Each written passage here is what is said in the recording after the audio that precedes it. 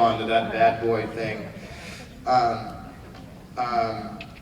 I so victimized myself for a little while, like, it took away my guy. But then Kevin and Julie had to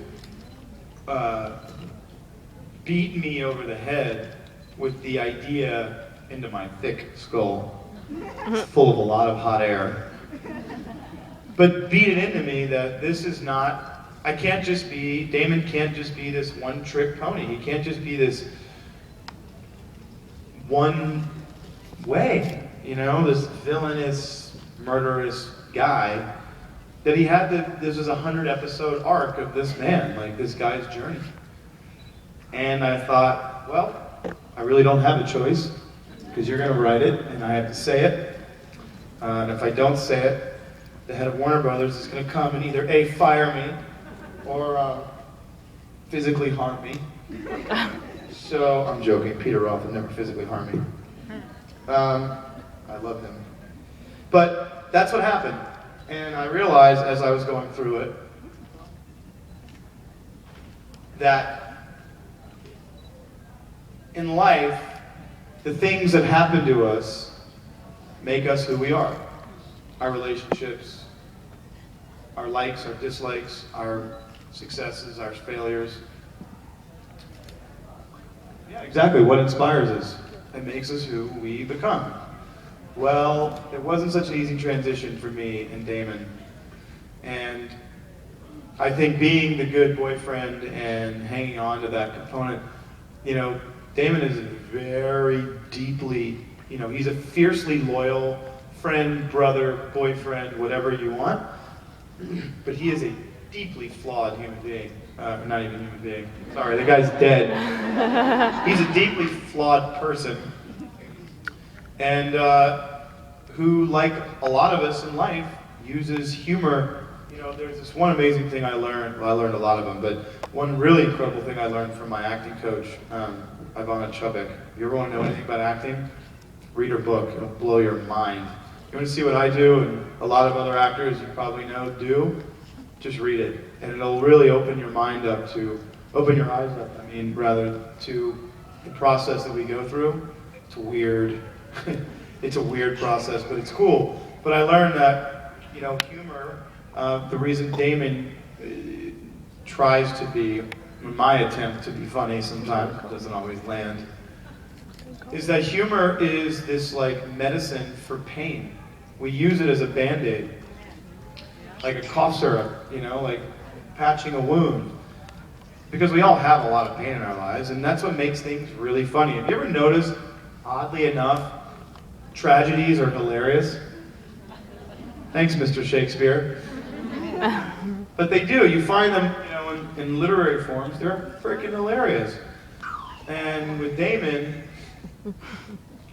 or any kind of literature, I always find the more pain that's injected into it, the funnier it becomes. Because you're like, oh. It's why comedians are so funny on stage and so funny on screen, and they're really deep, heavy, not very happy human beings. That's why I don't claim to be funny. I don't appear to be funny. I'm not funny. Because when I walk off the stage, I'm a genuinely happy human being. You know what I mean? And that's my story, and I'm sticking to it. Hi. You want to put the microphone to your mouth, love? I've got a big mouth. She does. She really does.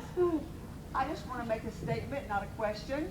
And my statement is that if anybody wants an animal, please adopt, because that's the best way to go. I agree. I bought my Adopt babies. Don't need to buy them. I bought my first 2 Papillons, and my third one I adopted, and he was about 5 years old. It's the best dog I've ever had, the smartest dog, and he behaves. And so grateful. Yes, he behaves better than my first 2 puppies that I paid over $1,000 a piece for. And let me tell you, they're the greatest things in my life. Well, I appreciate that. Anyone couldn't hear, I just wanted to remind everyone, there's no need to buy animals from puppy mills and stores, just adopt. They're so grateful. I wake up every morning and my little girl looks at me and she's just like, dude, I love you. Like, I love you. And it's the coolest thing ever. Other than waking up and coming and seeing you guys, and seeing you on the computer, on the phone, is the fact that I wake up with these creatures that are all rescued, and they literally just grab you and hug you and say, I love you, I got you. All of them. They all hug me. They all get along. Yeah, they love each other. Hey! Hi. Hi, darling. Hi. I'm really excited about your sanctuary idea, so I wondered if you would share that vision and kind of how the progress is going. Thank you. I mean, the whole sanctuary idea is slowly becoming a reality. It's a lot. The idea is that not only just to save, abandon, and ostracize, sort of abandon and abused animals in a no-kill scenario, and really, not just because of me or the name, but really create an environment where people go and they can rescue these incredible little creatures. But then also, too, to address an educational component that we feel is missing a great deal in the world. And I mean missing, like, almost absent, except for around you guys and a number of organizations, is that we have this bullying problem, which is a big problem. I think it's really prohibiting youth from growth and progress.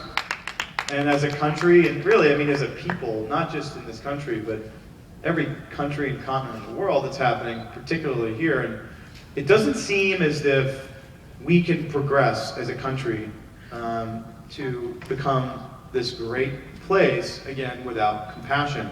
And kids bullying each other and bludgeoning one another over the head with social media, where these kids are killing themselves, is not cool. And it's not that we blame these young people who are bullying these kids. They have clearly had a path that's gotten them to where they are. And what we've found out is that a lot of young people that have huge behavioral issues actually possess more leadership qualities than kids who don't. It's just misguided. That energy is misguided. So we want to redirect that with programs, things like the U Factor and things like the Sanctuary, where these young people can come and hang with these other animals and see these animals who have been abused, who have been abandoned, who are alone, and find the similarities in between themselves and these animals, and work with these dogs and cats. And find, because you can't teach compassion, you even show it.